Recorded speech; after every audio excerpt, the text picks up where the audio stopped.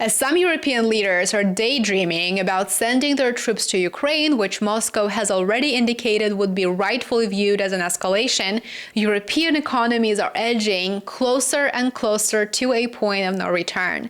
In my previous video that I uploaded just yesterday, I discussed Germany's economic collapse as the latest second quarter data shows significant manufacturing declines. And despite such poor economic performance and cuts on social spending, which Chancellor Merz is now anticipating, he says he's ready to send troops to Ukraine. Well, PM Starmer, with the UK economy not doing much better, is also eager to invest in the military intervention. So I think it is worth looking at these ambitions via a more realistic lens and also considering just how much these leaders disregard domestic issues at home that are quite structural in their nature, and they disregard these issues for the sake of militarism and for the sake of benefiting the military-industrial complex. In fact, the UK economy is balancing on a knife edge, quite literally. According to a very detailed and insightful article that I recently came across on Morningstar, which is a great resource, UK investors are growing increasingly nervous. They know things are not going well, with inflation proving very stubborn, unemployment creeping up, and consumer spending softening. The question is becoming louder by the day. Is the UK heading into a recession, and just how bad will it be? The warning signs are piling up. There are so many of them. Similar to German GDP figures that I discussed here just the other day, the most recent GDP figures from the British Office for National Statistics showed a 0.1% contraction in May, and that followed another contraction a month prior in April. So you have to look at this trend on a cumulative basis. This is not on a monthly standalone basis. Look at this on a cumulative basis. It is a snowball effect. Even Chancellor Rachel Reeves didn't sugarcoat the numbers. She called them, quote, disappointing, and for good reason, and that's probably to put it mildly. GDP, which is the core measure of economic output, is flatlining, and yes, there was an official 0.7% growth that was posted in Q1 of this year, and Q2 might narrowly avoid a contraction, but even if the UK avoids a technical recession this time, the overall trend is underwhelming. Economic growth is sluggish, confidence is fragile, and multiple sectors are under pressure. So let's look at what's going on under the surface and take a look at some key economic details to help you understand just how concerning this should be. UK inflation is stuck at 3.6%. That's the official rate, which is still well above the Bank of England's 2% target rate. And while that's down from the double-digit levels that we saw back in 2022, it is not falling anywhere. It is not falling fast enough. The Bank of England now expects inflation to edge up to at least 3.75% through the end of this year. Borrowing costs remain high, and if you continue financing a proxy war, this is the last thing that you want. This is a huge issue. You don't want your borrowing to remain high. The 10-year yield now sits at 4.63%, which is nearly 50 basis points higher than a year ago. And this is happening as government borrowing balloons. In June alone, the UK borrowed 20.7 billion with a B, billion pounds, which is more than triple the figure from the same month last year. Government debt is now significantly above forecast too.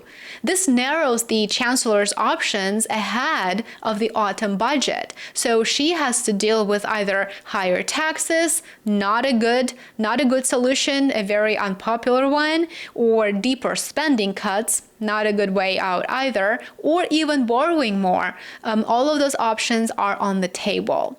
Consumer spending and confidence are flashing red too. Consumer spending, which is of course the engine of the UK economy, is slowing considerably. Retail activity declined. We've got fewer flights, fewer ships at UK ports. These are subtle but very telling signs that households are feeling the pinch and they're pulling back.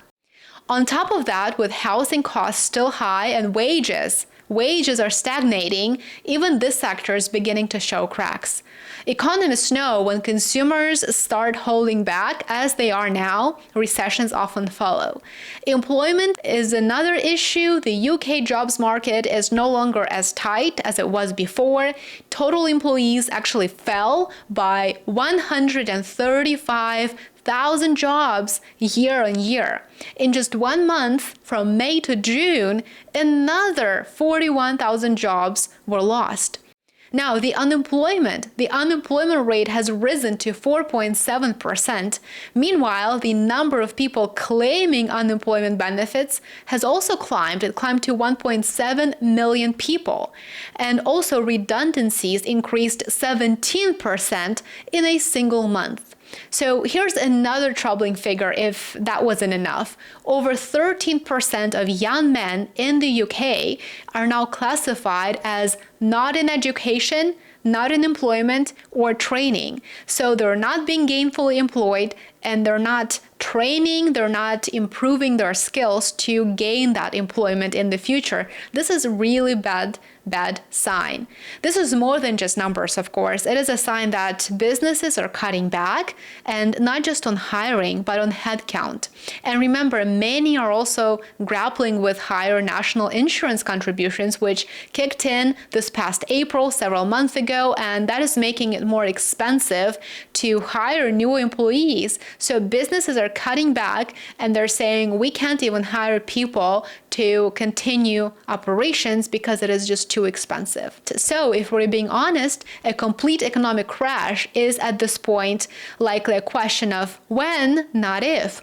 Nevertheless, PM Starmer is more interested in waging wars on an imaginary adversary than addressing systemic structural issues that the UK is facing. What's even worse is that manufacturing and construction in the UK, two critical sectors for the UK economy, have been in decline, not just for 1 month, but for 6 straight months. The situation is being made worse by ongoing tariff concerns, especially from the United States. While the UK does enjoy what many believe, let's put it this way, a preferential trade deal with Washington, the actual impact of American tariffs on the UK economy is still being assessed. We just don't know the numbers yet. It is too soon to tell.